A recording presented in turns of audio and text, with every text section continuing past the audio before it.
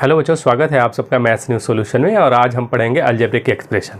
तो आइए चलिए देखते हैं अलजेब्रिक एक्सप्रेशन में क्या क्या पढ़ना है और कैसे कैसे क्वेश्चन को सॉल्व करेंगे। देखिए, अलजेब्रिक एक्सप्रेशन का हिंदी होते हैं बीजीय, व्यंजक और सर्वसमीकरण। Algebraic expression and identities class 8th में आता है। तो बीजीय व्यंजक होता क्या है ना। सबसे पहले इसी शब्द से समझते हैं। बीजीय व्यंजक, बीजीय व्यंजक किसे कहते हैं, या फिर इसको जो अंग्रेजी में बोलते हैं अलजेब्रिक एक्सप्रेशन, वो अलजेब्रिक एक्सप्रेशन कहते किसे हैं, अलजेब्रिक एक्सप्रेशन मतलब होता क्या है, एक्सप्रेशंस ये समझते हैं। सबसे पहले हम वर्ड से ही शुरू करते हैं। देखिए, अलजेब्रिक एक्सप्रेशन होता क्या है या बीजीय व्यंजक होता क्या है कि पहले हम बचपन में जो 1 से लेकर 6 क्लास तक या 5th क्लास तक जो पढ़ते आए हैं ना, नंबर पढ़ते आए हैं। 1 3 ऐड कर दिया 4 आ गया, 5 और 13 ऐड कर दिया या फिर सेपरेट कर दिया, जो भी है ना। अभी तक जो हमने पढ़ा है वो सिर्फ नंबर का पढ़ा है, तो हमें नंबर का आ जाता है, नंबर का आता है। लेकिन जैसे ही अलजेब्रा आता है, जैसे ही कांस्टेंट के बाद वेरिएबल्स आ जाता है ना, तो हमें समझ में नहीं आता है कि ये 3x आ गया तो अब ये क्या है, या 3x को फिर 5x में कैसे ऐड करेंगे, या 5x को 3x से कैसे माइनस करेंगे, या फिर 5x को 3x से कैसे मल्टीप्लाई करेंगे। कोई एक एग्जांपल ले लें, तो ऐसे कैसे करेंगे ये कन्फ्यूज़न होता है। तो अलजेब्रिक एक्सप्रेशन में सबसे पहले जो आपको पढ़ना है ना, कुछ टर्म पढ़ने होंगे। कौन कौन सा टर्म है आइए मैं आपको बताता हूँ, और बता के फिर मैं क्वेश्चन सॉल्व कराने का प्रयास करता हूँ। अलजेब्रिक एक्सप्रेशन में आपको मिलेगा सबसे पहला टर्म, उसको बोलते हैं कि इसमें टर्म आपको पहचानने होंगे, जिसको हिंदी में बोलते हैं पद। टर्म क्या है, पद क्या है, ये मैं आपको बताऊंगा। उसके बाद आएगा कोफिशिएंट, कि कोफिशिएंट किसे कहेंगे। कोफिशिएंट को हिंदी में कहते हैं गुणांक। गुणांक आएगा कि गुणांक क्या है। उसके बाद आपको आएगा इसमें पढ़ने के लिए फैक्टर्स। फैक्टर्स को हिंदी में कहेंगे गुणनखंड, है ना। गुणनखंड क्या है, कैसे है, कैसे पढ़ेंगे। उसके बाद आपको इसमें पढ़ने को मिलेगा, गुणनखंड करने के बाद आपको मिलेगा कि भाई आप ये बताइए कि वेरिएबल इसमें क्या है, और फिर आपको इसमें मिलेगा कि कांस्टेंट क्या है।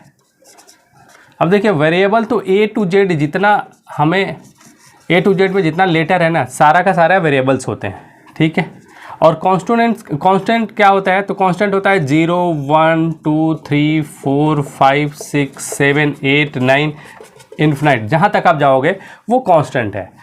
अब कांस्टेंट जब सिर्फ कांस्टेंट रहे 5 तब तो ठीक है, ये अंगणित है। लेकिन जैसे ही कांस्टेंट में कोई वेरिएबल आ जाए x, तो ये अब हो जाएगा एक्सप्रेशन, तब ये हो जाएगा बीजीय व्यंजक, है ना। तो बीजीय व्यंजक का प्लस कैसे करेंगे, बीजीय व्यंजक का माइनस कैसे करेंगे, और मल्टीप्लाई कैसे करेंगे, और कैसे आइडेंटिफाई करेंगे कि कितना टर्म इसमें है कितना नहीं है। तो सबसे पहले टर्म, पद से ही समझते हैं कि पद को कैसे समझेंगे, है ना।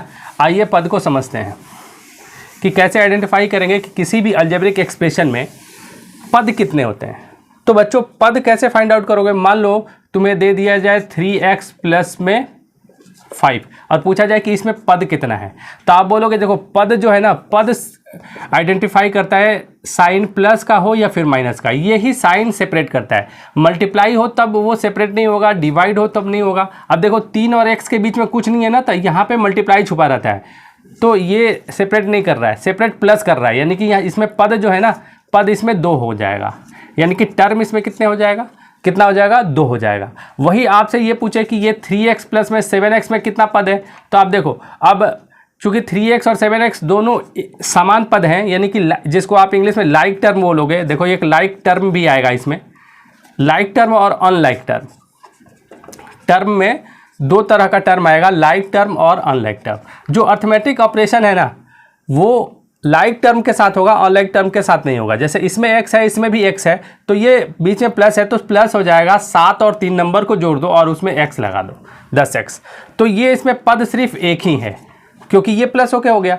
यानी कि जब प्लस हो सकता है तब तो आप करोगे। जैसे मान लो 3x रहे और 3x² रहे, और पूछे कि इसमें पद कितना है जी, तो आप बोलोगे भाई इसमें पद 2 है, ये प्लस सेपरेट कर रहा है, और चूंकि ये लाइक टर्म नहीं है इसलिए जुड़ेगा नहीं, इस पे स्क्वायर नहीं है, इस पे स्क्वायर है ना। इसके पावर में देखो 2 है, इसके पावर में कुछ नहीं है यानी कि 1 है, तो आपस में नहीं जुड़ेगा। तो ये पद, इसमें पद कोई पूछे कि पद कितना है तो आप बोलोगे 2। इसके कोफिशिएंट क्या है, x का कोफिशिएंट 3 है, मतलब गुणांक क्या है, किसका गुणांक, तो x का गुणांक। यदि x का गुणांक पूछे तो आप बता देना कि 3 है। एक्स स्क्वायर का गुणांक कितना है तो साइन के साथ बताना, यहाँ तो साइन प्लस था, यहाँ भी साइन प्लस है, तो एक्स स्क्वायर का गुणांक या एक्स स्क्वायर का कोफिशिएंट यहाँ पे हो जाएगा 3, है ना जी, +3। तो कहने का मीनिंग कि ये पद है और ये आपका गुणांक भी आप उसमें बता सकते हो। और ये जो 3x है ना, 3x में 3 फैक्टर हो गया इसका, या यूँ को ये इसका कोफिशिएंट है, ठीक है। अब ऐड कैसे करेंगे, माइनस कैसे करेंगे, एक क्वेश्चन में आपको एग्जांपल में देके और फिर समझाने का प्रयास करता हूँ कि कैसे जो है आप ऐड करोगे और कैसे आप सब्ट्रैक्ट करोगे, कैसे घटाओगे, कैसे मल्टीप्लाई करोगे, ठीक है। अब मान लो एग्जांपल में तुम्हारा ये रहे, मान लो एग्जांपल में दिया रहे 3x और 8x को जोड़ना है ना, ऐड करना है ना। तो कैसे करोगे, तो यहाँ पे लिख दोगे 3x, नीचे लिख दोगे 8x और प्लस कर दो, नंबर को जोड़ दो, 8 और 3 11 और x लगा दो। मान लो कि 8x में से 3x को माइनस करनी है, तो 8x में से 3x को माइनस करोगे तो कितना आएगा, 8 में से 3 घटा दो 5x, और साइन किसका बड़ा लगेगा, तो 8x का 8x प्लस है तो प्लस ही रहने दो। लेकिन प्रश्न तब उठेगा या फिर दिक्कत तब आएगा जब ऐसे रहेगा कि 3x प्लस में 2y को ऐड को जोड़ो किससे, प्लस करो आप 7y प्लस में 9x से। तो आपको क्या करना है, आप सिंपली 3x प्लस में 2y लिख दो ऊपर, और जो x वाला है x वाले के साथ लिखो, साइन के साथ, यहाँ पे साइन प्लस है तो प्लस रहने दो, फिर प्लस 7y और नंबर को आप जोड़ दो, 9 और 3 जोड़ोगे 12x हो जाएगा, अब प्लस 7 और 2 9y, ये तुम्हारा आंसर हो गया। तो प्लस ऐसे कर सकते हो। फिर माइनस कैसे करेंगे सर, तो जब माइनस करने की बारी आए तो देखिए मैं माइनस आपको बताता हूँ कि आप माइनस कैसे करोगे। मान लो आपसे पूछा जाए कि 3x प्लस में 2y को माइनस करना है आपको 7x माइनस में 9y से, तो माइनस करना है तो कैसे करोगे, देखो ये चूंकि ब्रैकेट है, ब्रैकेट हटेगा, सबसे पहले आप इसको लिख दो 3x प्लस में 2y, और ब्रैकेट में यदि दिया हुआ है और नहीं लगाया हुआ है, ब्रैकेट में दिया है तो ब्रैकेट हटाओगे तो ये -7x हो जाएगा और ये माइनस माइनस प्लस हो जाएगा 9y, ठीक है। अब यहाँ पे तुम चाहो तो ऊपर नीचे, ये फिर चाहो तो साथ साथ में कर सकते हो। देखो ये और ये लाइक टर्म है तो आपस में जुड़ेगा या घटेगा, साइन के साथ। देखो साइन इसका माइनस है, इसका प्लस है, तो 7x में 3x जाएगा, आएगा आपका 4x, और बड़े का साइन लगेगा, बड़ा का साइन माइनस है तो माइनस लग जाएगा। यहाँ पे 2y है, यहाँ पे 9y है, दोनों लाइक टर्म है और दोनों का साइन प्लस है, तो यहाँ पे प्लस हो जाएगा और प्लस में 11y लिख सकते हो, ये हो जाएगा आपका आंसर।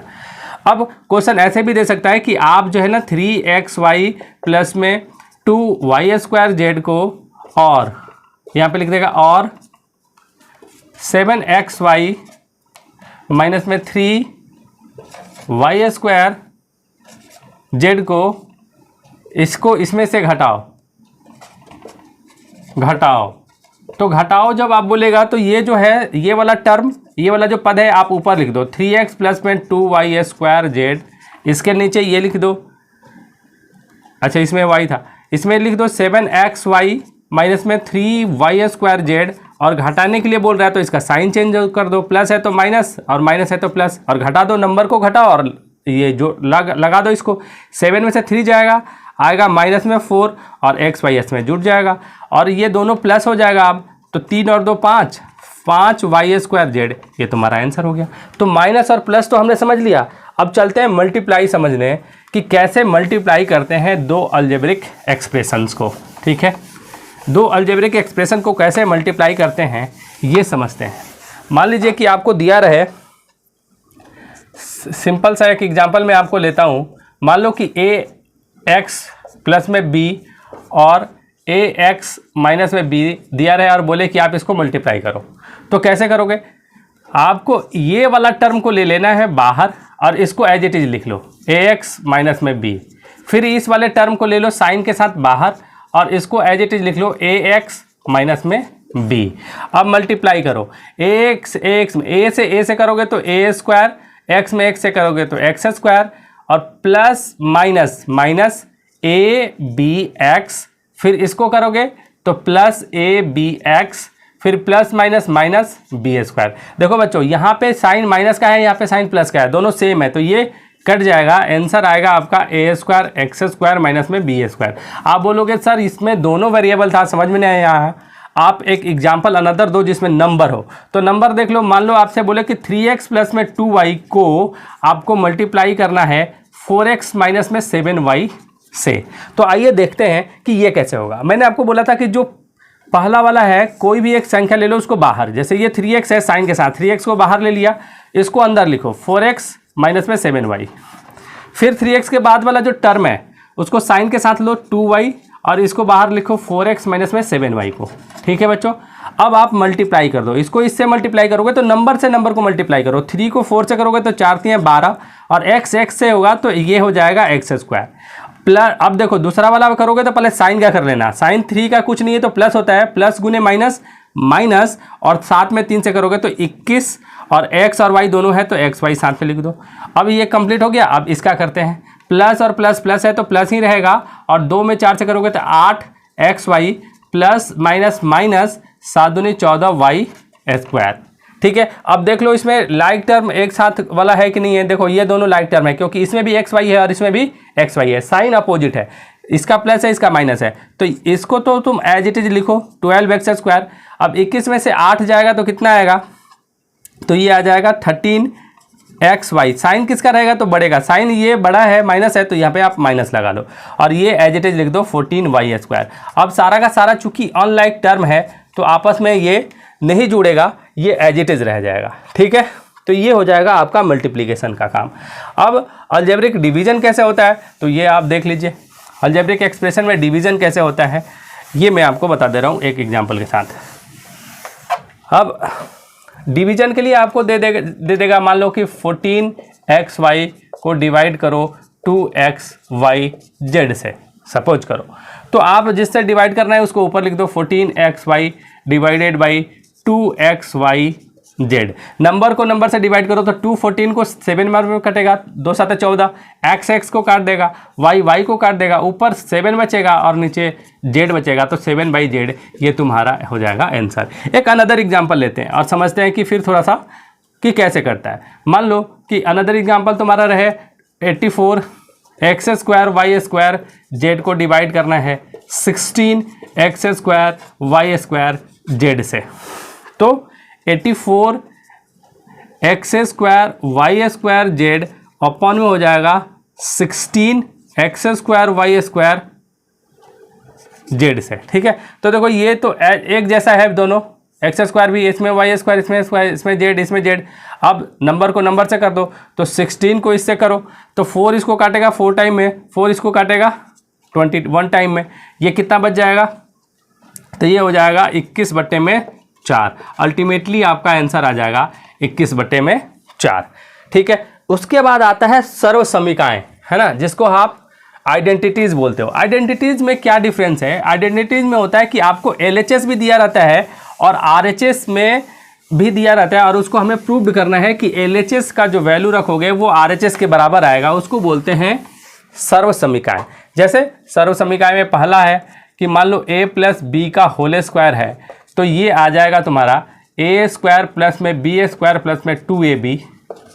या दूसरा मान लो कि ax प्लस में b है, या दूसरा यहाँ पे x प्लस में a इंटू में मान लो x प्लस में b है, तो इसका क्या होगा, तो इसका ये होगा कि ये हो जाएगा एक्स स्क्वायर और ये जो टर्म है इन दोनों को एक बार पहले आप ऐड करोगे, a प्लस बी इंटू में x लगाओगे प्लस एक बार इन दोनों को मल्टीप्लाई करोगे ab। ठीक है, और दूसरा क्या है सर्व समीकरण, मान लो a माइनस बी का होल स्क्वायर हो तो ये क्या होगा, तो a स्क्वायर प्लस में b स्क्वायर माइनस में 2ab, ये भी सर्व समीकरण होता है। तीसरा है a plus B plus c का होल स्क्वायर होगा तो क्या होगा बच्चों, तो ये होगा a square plus b square plus c square plus 2ab plus 2bc plus 2ca।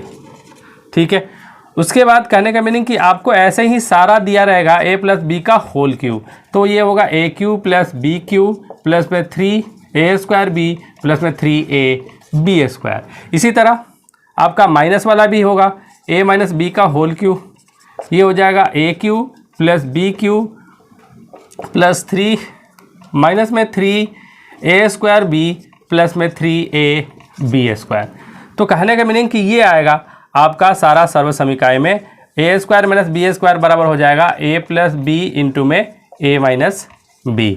तो ये सारी सर्व समीकरण हैं, इसको LHS को प्रूव करके RHS लाया जा सकता है, या RHS को प्रूव करके LHS लाया जा सकता है। ये सर्व समीकरण हैं और इसमें मान दिया रहता है और इसमें मान दे के फिर इसको सॉल्व करते हैं। इसका और बहुत सारे एग्जाम्पल्स हो सकता है, वो मैं आपको नेक्स्ट क्लास में बताऊंगा। यहाँ तक आपने मेरे वीडियो को देखा, इसके लिए आप सबका बहुत बहुत धन्यवाद। नए हो तो यार सब्सक्राइब करो।